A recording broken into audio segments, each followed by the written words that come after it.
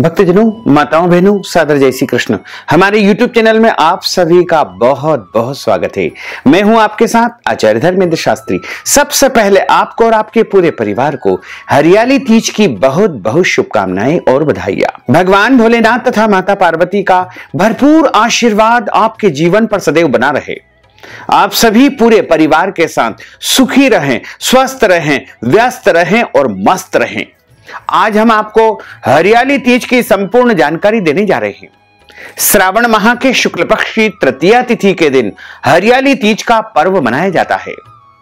इस तीज को स्वर्ण गौरी तीज भी कहा जाता है, मधुश्रवा तीज भी इसे कहा जाता है। इसके अलावा इसे ठकुरानी तीज के नाम से भी जाना जाता है तथा कई लोग इसे झूला तीज के नाम से भी जानते हैं, लेकिन प्रायः अधिकतम इसे हरियाली तीज के रूप में ही मनाते हैं। कुछ लोग हरतालिका तीज यानी भादो माह के शुक्ल पक्ष में जो तृतीया आती है उसको मनाते हैं और कुछ भक्तजन माताएं बहनें श्रावण माह के शुक्ल पक्ष में जो तृतीया तिथि है उस दिन हरियाली तीज मनाते हैं। हरियाली तीज का जो महापर्व है इस बार 31 जुलाई 2022 रविवार के दिन है और तृतीया तिथि का जो आरंभ होगा वो 31 जुलाई को सुबह 3 बजे से तृतीया तिथि आरंभ हो जाएगी, जो कि अगले दिन सुबह यानी 1 अगस्त 2022 सोमवार को 4:18 पर तृतीया तिथि समाप्त हो जाएगी। तो पूरे दिन जो तृतीया रहेगी वो 31 जुलाई 2022 रविवार के दिन ही रहेगी। इसीलिए जो माताएं बहनें भक्तजन इस तृतीया का व्रत करते हैं उनको 31 जुलाई 2022 रविवार के दिन ही हरियाली तीज का व्रत रखना चाहिए। सभी सौभाग्यवती माताएं बहनें अपने पति की लंबी आयु के लिए हरियाली तीज का व्रत रखती है तथा कुंवारी कन्या इस जन्म में अच्छे पति की प्राप्ति के लिए, उत्तम वर की प्राप्ति के लिए इस व्रत को रखती है। और जो विधवा माताएं बहनें होती है वो भी इस व्रत को करती है और अगले जन्म में या फिर इसी जन्म में उत्तम पति की प्राप्ति के लिए और अपनी मनोवांछित कामना की पूर्ति के लिए इस व्रत को धारण करती है। इस व्रत को माता पार्वती ने बाबा भोलेनाथ को पति के रूप में प्राप्त करने के लिए सबसे पहले किया था। तभी से यह परंपरा निरंतर चली आ रही है। यह व्रत वैसे तो निर्जला निराहार किया जाता है, जिस प्रकार से हरतालिका तीज का व्रत रखा जाता है उसी प्रकार से हरियाली तीज का व्रत भी रखा जाता है। यानी 31 जुलाई 2022 रविवार के सूर्योदय से लेकर के तो अगले दिन यानी 1 अगस्त 2022 सोमवार के सूर्योदय तक इस व्रत में जो है जल भी नहीं पिया जाएगा। यानी 24 घंटे का निर्जला निराहार यह व्रत रहेगा। अगर आप इस व्रत को फलाहार करके भी करना चाहते हैं तो कर सकते हैं, इसका कोई दोष नहीं है।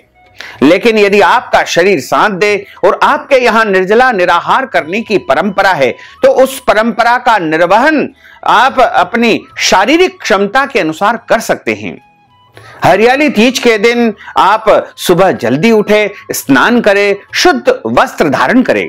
हरियाली तीज के दिन हरे वस्त्र पहने जाते हैं, हरी साड़ियां पहनी जाती है, हरी चूड़ी पहनते हैं, हरी टीकी मस्तक पर महिलाएं लगाती है। इसके अलावा हरे रंग के अन्य आभूषण भी माताएं बहनें इस दिन धारण करती है तथा इस दिन झूला झूलने की परंपरा है, इसलिए इसे झूला तीज के नाम से भी जाना जाता है।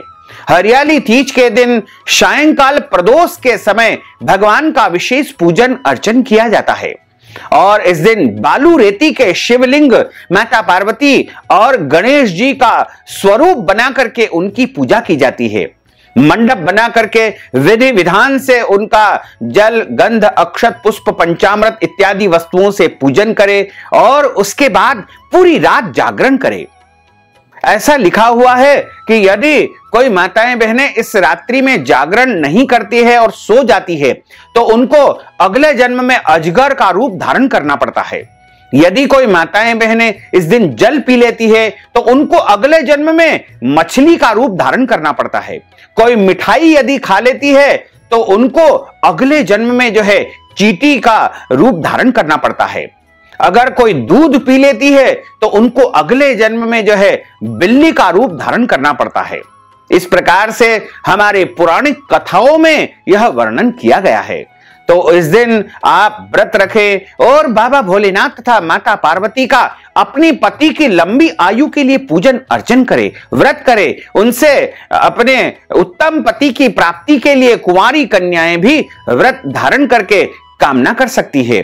तथा अपनी जो सास होती है उनको इस दिन जो है मिठाई, फल और सौभाग्य की वस्तुएं दान में दी जाती है। अगर आपके यहां सास या फिर कोई ऐसी स्त्री नहीं है तो अन्य जो भी स्त्री है या ब्राह्मणी को भी आप इस प्रकार की वस्तुएं दान कर सकते हैं। हरियाली तीज के दिन पूरे दिन जो है भगवान का स्मरण करते हुए इस व्रत का पालन करना चाहिए। दाढ़ी कटिंग, शेविंग नहीं करवाना चाहिए। शरीर के अंग के कोई भी बाल इस दिन काटना या कटवाना वर्जित माना जाता है। इस दिन नाखून नहीं काटना चाहिए। पर निंदा या दूसरों की बुराई इस दिन बिल्कुल नहीं करना चाहिए। पति के साथ वाद विवाद अथवा लड़ाई झगड़ा बिल्कुल नहीं करना चाहिए। क्रोध नहीं करना चाहिए। झूठ नहीं बोलना चाहिए और किसी भी प्राणी मात्र का दिल इस दिन नहीं दुखाना चाहिए।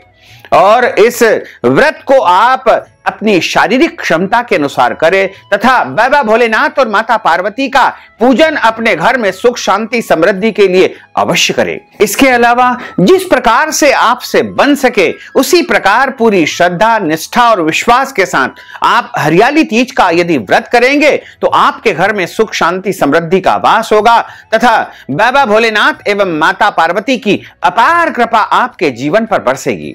तो भक्तजनों, माताओं, बहनों, अगर आप हरियाली तीज के निमित्त कोई भी दान पुण्य करना चाहते हैं, ब्राह्मण भोजन करवाना चाहते हैं, वस्त्र दान, अन्न दान या कोई भी दान पुण्य यदि आप करना चाहते हैं तो आप हमारे पेटीएम के माध्यम से, गूगल पे के माध्यम से, फोन पे के माध्यम से या अकाउंट नंबर के माध्यम से नगद राशि पहुंचा करके हरियाली तीज का संपूर्ण पुण्य लाभ प्राप्त कर सकते हैं।